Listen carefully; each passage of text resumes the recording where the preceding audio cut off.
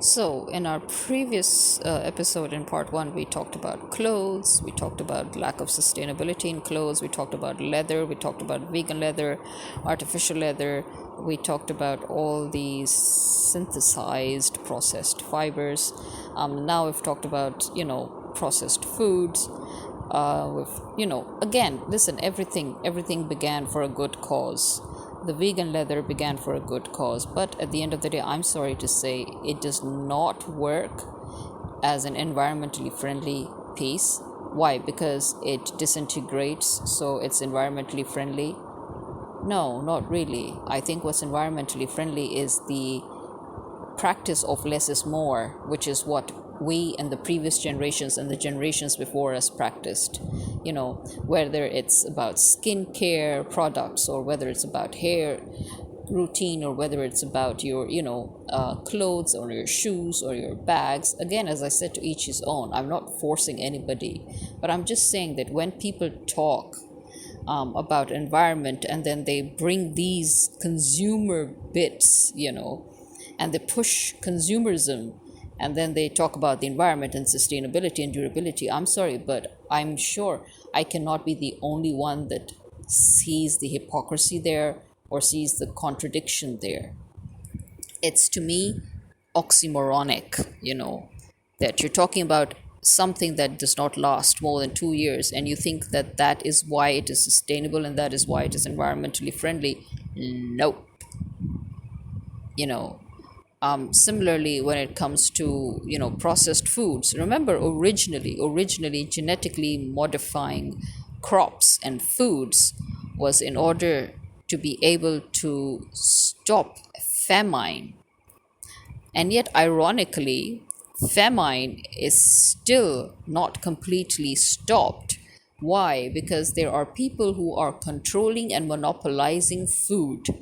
And it was to get away from that the scientists thought of this process, of genetically modifying food so that it should grow in tons, and it should not be wasted. And the crops should not, because in organic crops, as you know, organic harvest, organic crops, organic trees, anything and everything organic is prone to wear and tear. It's prone to insects, it's prone to getting rotten, it's prone to getting spoiled, which is why organic food then becomes less in quantity at the end, as in something that's edible. The edible part of it becomes less in quantity, and so people are nowadays obviously forced to pay more for organic. So notice that we're paying more for organic food, and we're paying very, very less for processed foods. But again, that is why, okay, in case people wonder, and people do wonder obviously, that why are we paying so much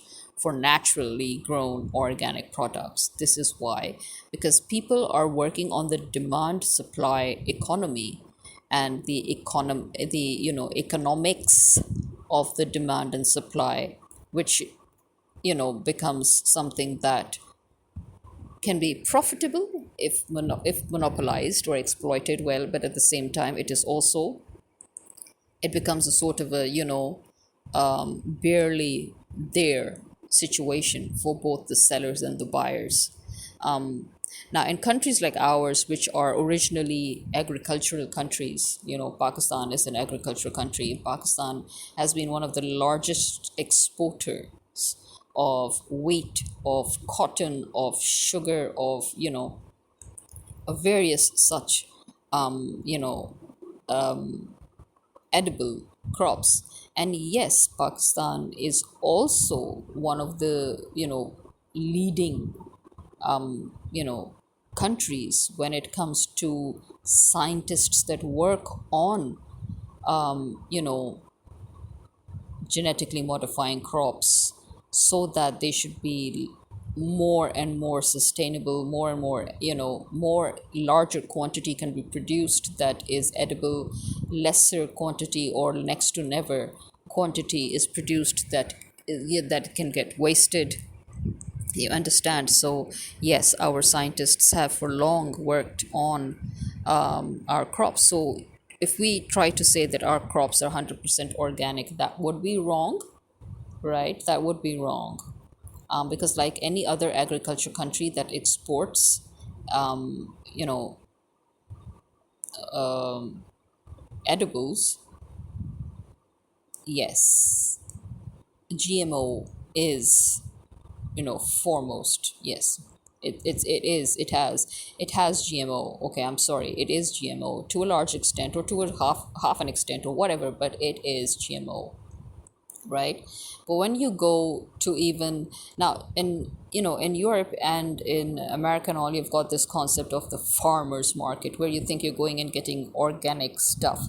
Now in Pakistan, Pakistan, India, Bangladesh, we already have, the vegetable market. To us, we never had to differentiate between the farmers market and, the processed foods, because to us the vegetable market is the farmers market anyway. So when you go to your large vegetable market, that is where all the farmers that have grown their stuff, they're selling. But again, these are the farmers that are selling on a large scale. These are not farmers that have very, very small lands in which they cultivate organic crops, and then they come and they, although those are and can also be a part of it. But I mean, essentially, we still have the vegetable market, where you go and you get the vegetables that are being produced in farms and brought directly to the market by the farmers. So we don't call them farmers market, because that is where you get all your produce anyway. To us, processed foods come in packages, obviously, just like in America or Canada or Europe. Processed food essentially comes in packages. But I understand that in America, Europe, and all, farmers market is essentially to differentiate between GMOs and organic. So farmers market is basically small scale farmers that have small scale farms in which they cultivate purely organic produce that they bring to the market. And that is why it's very expensive. In our case, that is not the case. In our case, the farmers, the farms, everything, it can be organic, it can be inorganic, it can be partially inorganic, it can be completely inorganic. It doesn't matter. It's coming from the farm, and we do expect it to have been processed to at least the extent that pesticides have been used and fertilizers have been used. Do you understand? Because that's how it's been for decades anyway. So, but I guess in that case, you can say that they're not processed to the extent that they are, processed in America or Europe or Canada and all, when they process their produce, and sell it on a large scale. Yeah, it's not like that per se, but there is GMO involved nonetheless, either through pesticides and nutrients, you know, fertilizers, or through genetic maneuvering by scientists, who have worked on trying to produce the best quality crops. So, yes, not 100% organic. If you want 100% organic, there are people who tend to grow stuff at home, which is again, something that we all do. We tend to grow certain fruit trees at home, we tend to grow certain vegetables at home. And nowadays, more and more people are doing it. There was a time when it was, something that most people did, but for a long time, as you know, people stopped doing it. But now again, people are now moving more and more towards, little kitchen vegetable gardens and stuff. Especially it's because of the economy as well, going out and finding that the government on a whim can suddenly change the prices of the produce, or change the prices of petrol and electricity, and everything involved automatically gets hiked up.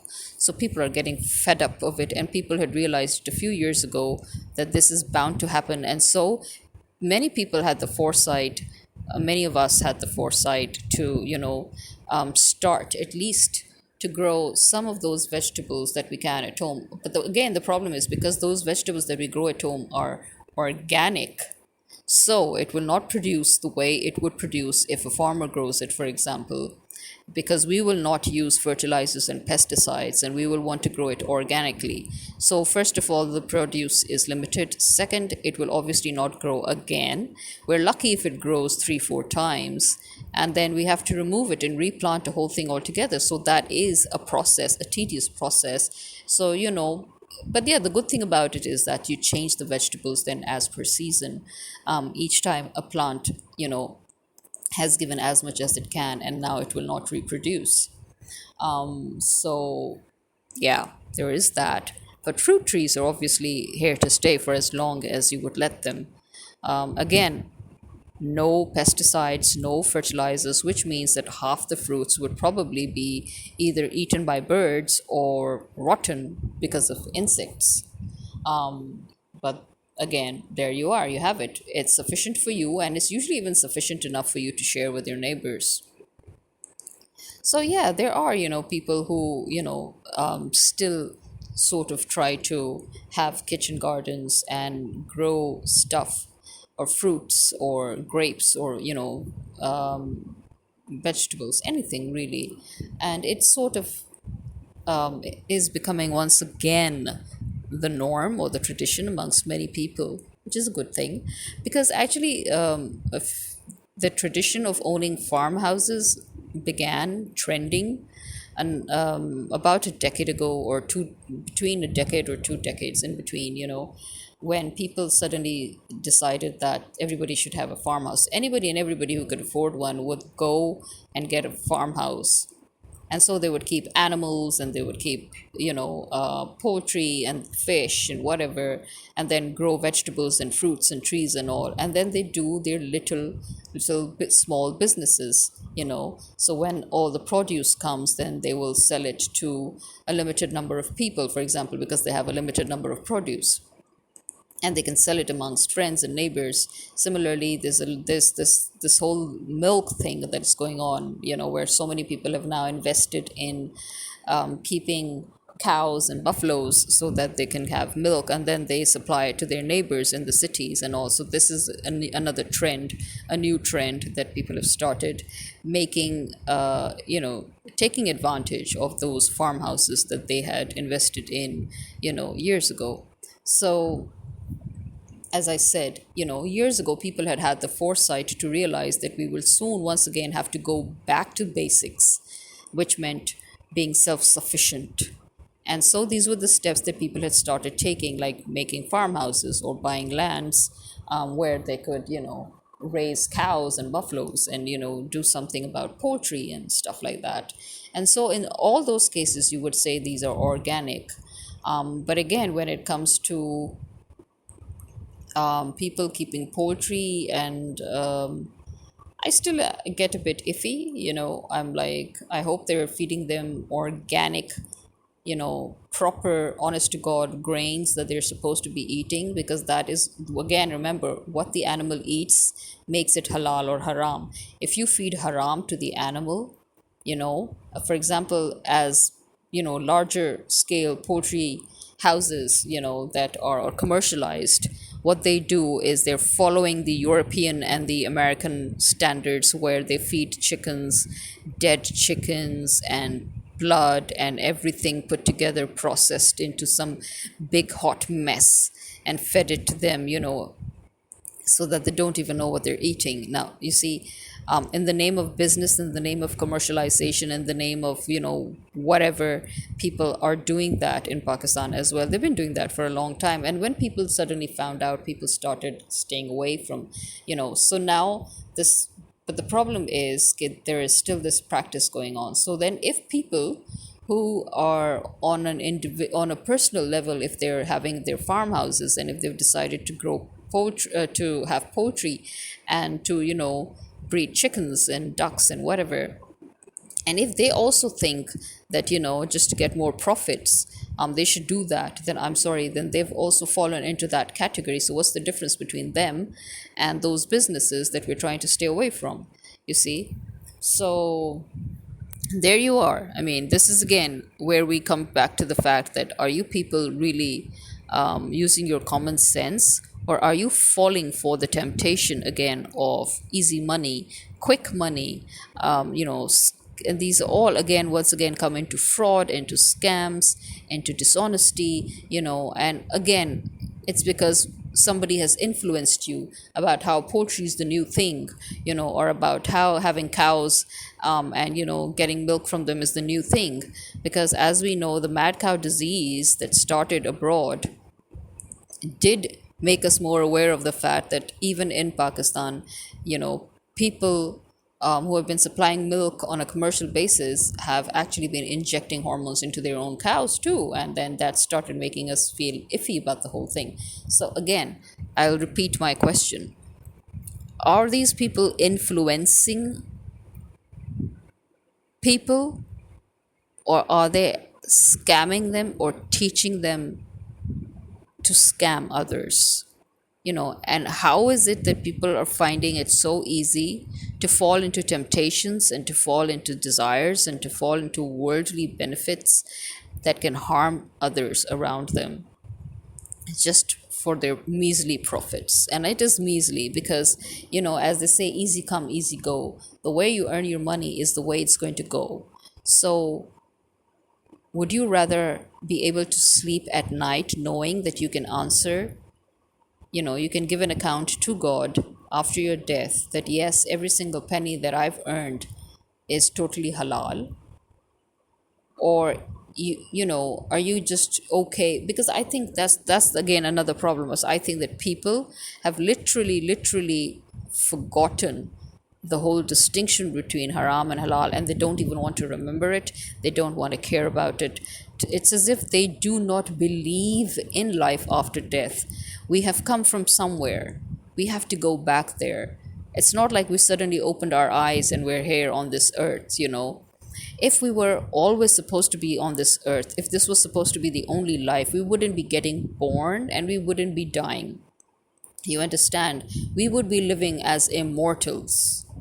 You do understand that, right? I mean, that's just simple common sense. That's basic logic.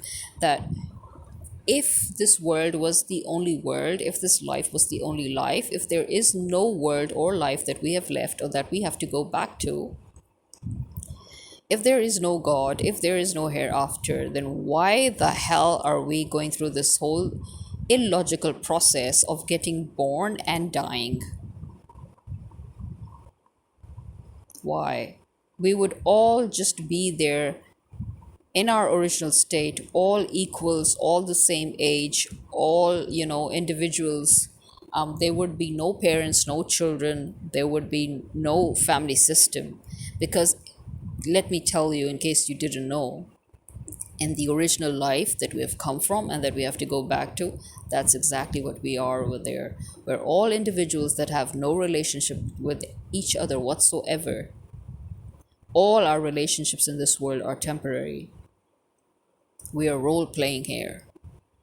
So don't get so immersed in your role play that you forget who you really are, and that you forget that you're actually acting and that this is a stage. I mean, seriously. So for now, this is me signing out until I remember some more stuff that we need to talk about. Khuda Hafiz.